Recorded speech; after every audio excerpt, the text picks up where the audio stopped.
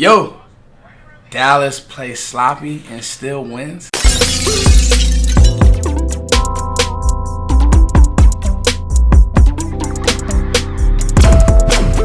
That's the sign of a good team. What's going on, y'all? It's your boy Foots here.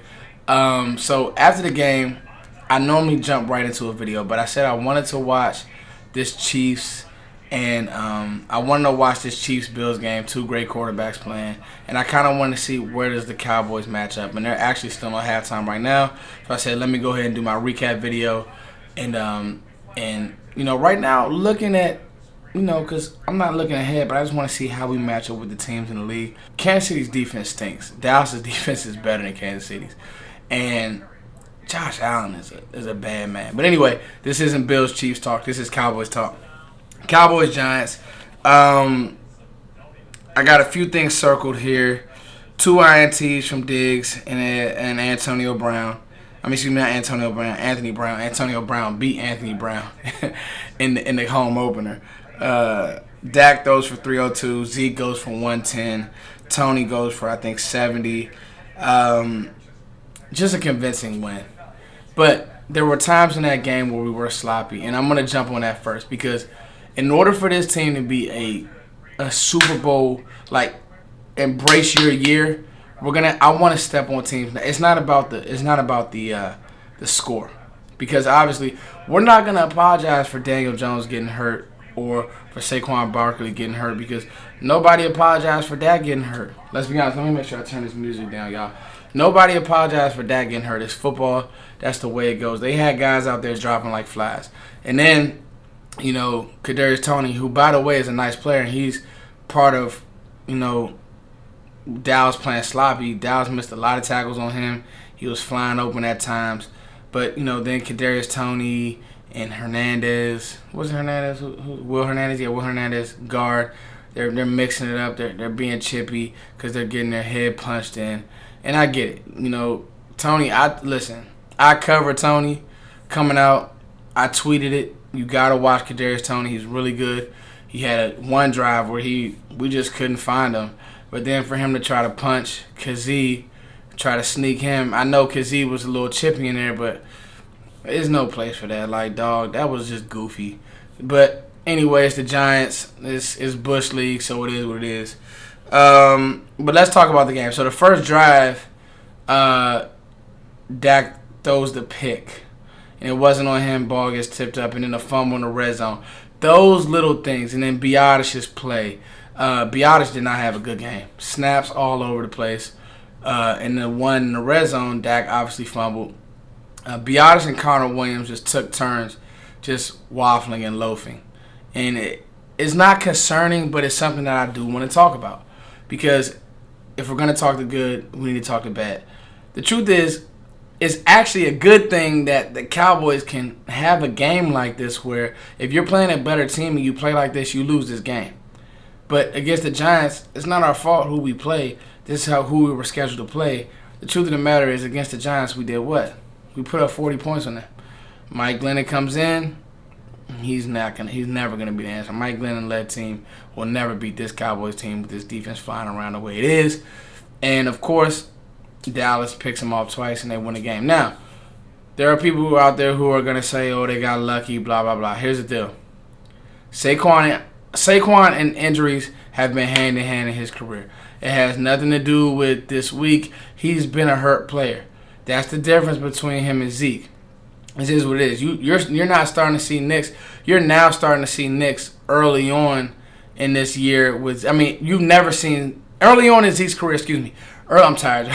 Early on in Zeke's career. By the way, I know y'all probably saw the round table. I was not asleep. I wasn't asleep, man. I'm tired. Now I got a little kid, man. Y'all give me a break. Cut me some slack.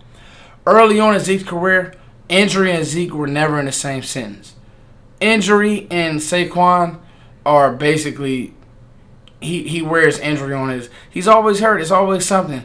I've said I think he's too muscular. I think he's too big.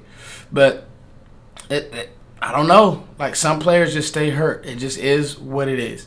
So that's not our fault. That's not our problem. And then the Daniel Jones play, I don't think it was a dirty hit on Jabril Cox. I think that if you look at Daniel Jones is a runner. Like, he likes to run the ball. Inside zone, he likes to keep. I think he was trying to make a play, and he tried to take on a linebacker, and it was a bang-bang play, and Jabril Cox is a linebacker. The way that he was able to make that play sideline to sideline tells me all I need to know about Jabril Cox. I'm excited about Cox, and he was definitely a steal. He made plays in the game, especially late in that game. I know it's kind of garbage time, but it is what it is. Daniel Jones gets hurt. He's out the game. That's not Dallas' fault. Now, I just want to see Dak. The first two turnovers, Dak a little height. Just, settle down earlier in games, but it's hard to nitpick Dak because he's playing so well. This team is playing so well. And again, Dallas in the first quarter had 90 yards rushing. They, as a team, they are imposing their will on teams, and it's special. And stylistically, this team is going to be in games because the truth of the matter is they can run the ball. They can wear defensive lines out. They can wear teams out. You heard what Staley said from the Chargers, who was a great young coach. That guy is going to be a great coach in this league for a long time. What did Staley say? Staley said, you run the ball because it makes defenders tackle. It adds back to the physical element of the game that is lost. Everything now looks like 7-on-7. That's why Kansas City is going down in these games because they're getting punched in the mouth. That defense is getting punched in the mouth, and what it does, it resonates amongst your football team. They don't have tough players on their team. They don't have physical dudes on their team. They don't have guys who will come downhill. I thought Micah Parsons played the run great today. I did. That's why I love him in the middle of the defense. He's got to continue to get his shine. I love the way he played the run. I love the way Keanu Neal played downhill. I think this defense is really going to be special by the end of the year. Like, you're going to see more turnovers. Obviously, Trevon Diggs is the best corner in the league. Yes, I'm saying it. Diggs is the best corner in the league, period. It's not, to me, it has nothing to do with what Jalen Smith has done in the past. Yes, he's done a lot of stuff in the past. That's great. But right now, the best DB in football right now, because turnovers matter. Like, going out there and blanking in the guy, that's great. But if you can give me possessions, Trevon Diggs has got me 6 possessions this year. That's huge.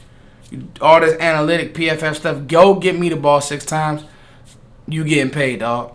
Diggs is unreal. He really should have got Daniel Jones twice. So, I just say all that to say, guys, another great third quarter. This team is really special. I think we got the Patriots next week. Let me look at this schedule because I want another test game. Because what I'm finding out about my team is, and I hate it, this team will play down. All right? Yep, Patriots next week. Huge game going to Foxborough. I want to definitely get a win in Foxborough against a great coached team, a well-coached team. Now you're going to go play Dink and Dunk. Mac Jones, somebody who I thought coming out would be a good player. I think he's going to be a great quarterback in this league. I just think right now Dallas has too much for him. They don't have enough weapons. So kind of peeking ahead, this will be a test because now the Patriots do have a great defense, and Foxborough is a tough place to win. But I think that Dallas just has so many weapons. Oh, let me talk about CeeDee Lamb real quick. I think today we saw just why this offense is crazy. And I think today we saw, going forward, Dallas has to prioritize getting CeeDee Lamb the ball in space. And he needs his looks and his touches, man. That go ball was crazy. Bradbury's a good corner, and he gave him the blues all game. CeeDee Lamb, after the catch, is crazy. He ran somebody over.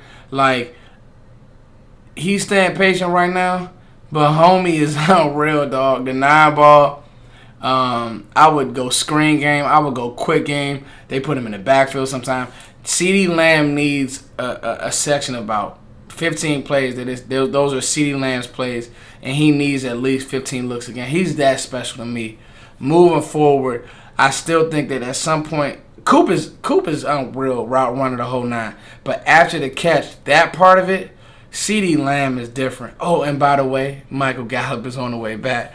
This team, they get on my nerves and they were irritating me, and you put up 40 points. Dallas, I love y'all. It's your boy, Foots the King.